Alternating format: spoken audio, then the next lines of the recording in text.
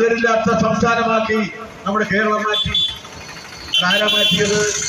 ഇടതുമുന്നണിയെ വീണ്ടും പോലും ഇടതുപക്ഷ ജനാധിപത്യ മുന്നണി. അതുപോലെ തന്നെ നിങ്ങൾ ഈ തെരഞ്ഞെടുപ്പ് വോട്ടിംഗ് ഇടതുപക്ഷ ജനാധിപത്യം നൽകുന്ന വോട്ടിംഗ് നിലവാരത്തിന് നമ്മുടെ റോഡുകൾ മനോഹരമാക്കി മാറ്റിയില്ലേ?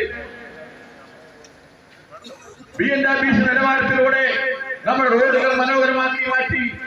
ഇടതുപക്ഷ ജനാധിപത്യം മുന്നോട്ട് പോകുന്നത് ഇവിടെ വലിയ കലാപമുണ്ടാകാതെ ഈ നാടിനെ സംരക്ഷിക്കുവാന് ഇടതുപക്ഷ ജനാധിപത്യം എനിക്ക് കഴിഞ്ഞു. അതാണ് ഇടതുപക്ഷ ജനാധിപത്യം നേട്ടം. ആ നേട്ടം മുന്നോട്ട് കൊണ്ടുപോകേണ്ടായിരിക്കുന്നു. ഏലക്കാടുകളും ഈ മേഖലകളില് കർഷകരെ തടയമാൻ വെക്കുവാന് ഇടതുപക്ഷ ജനാധിപത്യം കഴിഞ്ഞു.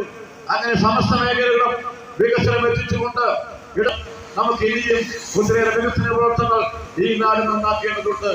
നമ്മുടെ കുറ്റം പറയുന്ന ഗുണമാത്രം പറയുന്ന ഗുണേശ്വരന്മാരെ നമുക്ക് പരാജയപ്പെടുത്തേണ്ടതായിട്ടുണ്ട്. നമുക്ക് ബഹുമാനപ്പെട്ട നമ്മുടെ പ്രതിപക്ഷ നേതാവ് ഉണ്ടാവാനോ പണ്ട് നമ്മുടെ വില്ലേജ് ഓഫീസിൽ പോയി കഴിയുമ്പോഴാണ് നമ്മൾ ഓൺലൈനാക്കി മാറ്റിയിരിക്കുന്നു. ഇതാണ് കേരളത്തിന്റെ മാറ്റം. ഇതാണ് കേരളത്തിന്റെ നവീകരണം. ഒരു നവയുഗത്തിലേക്ക് നമ്മൾ മുന്നോട്ട് പോയിക്കൊണ്ടിരിക്കുന്നു. അത് അനുഗ്രഹമായപ്പോൾ അദ്ദേഹം വളരെ ചെറുപ്പത്തിൽ തന്നെ ശേഷം അദ്ദേഹം ഈ ഇടുക്കിയിലെ കൺവീനറായി. അതിനുശേഷം നമുക്കറിയാൻ നമ്മൾ സൂചിപ്പിച്ചതുപോലെ ജോഷിയോടും അതുപോലെ തന്നെ ശ്രീ എം മണിയാശാനോടും അതുപോലെ തന്നെ ശ്രീ വർഗീസ് സഖാവിനോടും ഇടുക്കിയിലെ കക്ഷികളോടൊപ്പം നിന്ന് പടപൊരുതിയ ഈ പീരുമേടിന്റെ അവകാശങ്ങൾ കേരള നിയമസഭയിൽ ചോദിച്ചു വാങ്ങാൻ